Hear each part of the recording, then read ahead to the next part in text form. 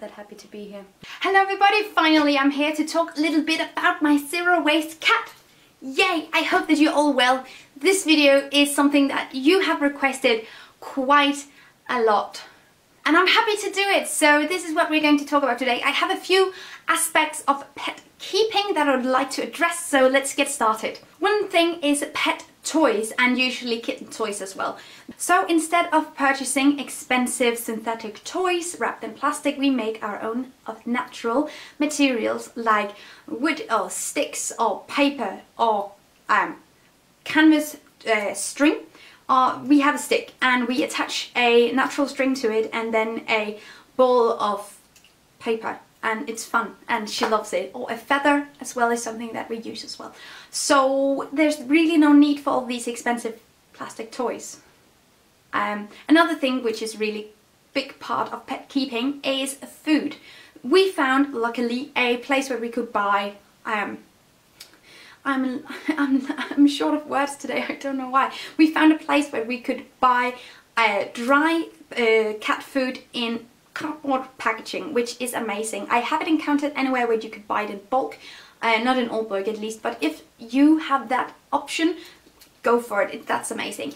When it comes to wet food, we have two things that we do. Firstly, we look out for wet food in aluminum cans, because the aluminum can be recycled. It's not a perfect idea, but it's better than plastic that is thrown to landfill. The other thing that we do is that we make our own pet food. When my fiance, he goes to the butcher's and he gets some sort of meat, but instead of throwing away all the bits and parts that are normally not eaten by people, he cooks them with a bit of water for 3 hours in a pot on medium heat and makes his own cat food. And I will link a recipe more specifically on my blog, so you can go check it out if you want to. But that is food. When it comes to one of the biggest things waste-wise, I have a couple of ideas, and it's like haphazardly, you feel it. But cat litter and the litter box. We use a clay-based cat litter, which I know is not the most sustainable, but it is the one that is available to us in paper packaging. All the other kinds comes in plastic packaging, and I don't really want that. So we have one in recyclable paper, which is amazing. But if you are on the lookout for other materials, I know that there are recycled paper litter and there are bamboo litter, but those seems to be very expensive. At least we can't afford them. But I would leave them down below anyway if you feel like you have the option to use that, because then do that.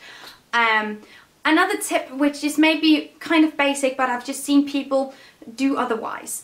But when our cat makes a poop, Lovis is her name, by the way, instead of just throwing the entire litter box away, or the entire contents of the litter box, well, apparently some people do, I don't know, we just flush the poop.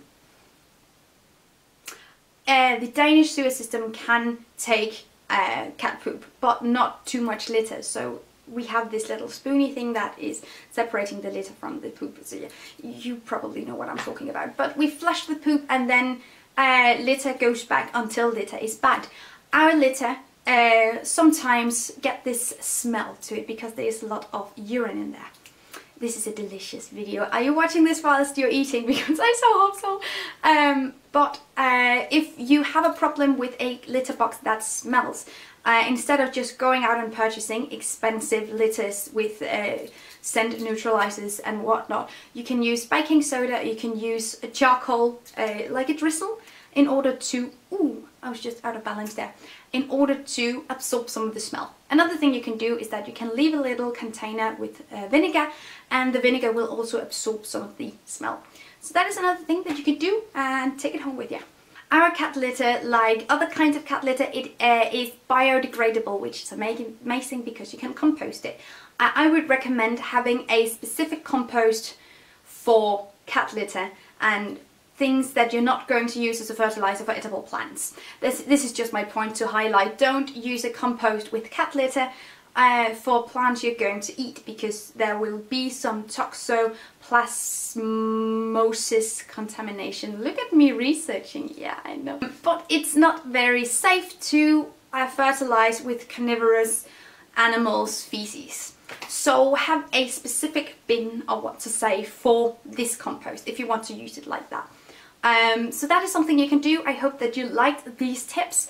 If you have any tips, I so hope you do, because ultimately you're going to have a little bit of trash in one way or another, and I hope that you can deal with this. But it's a journey, it's a step, one step at a time, and that's okay.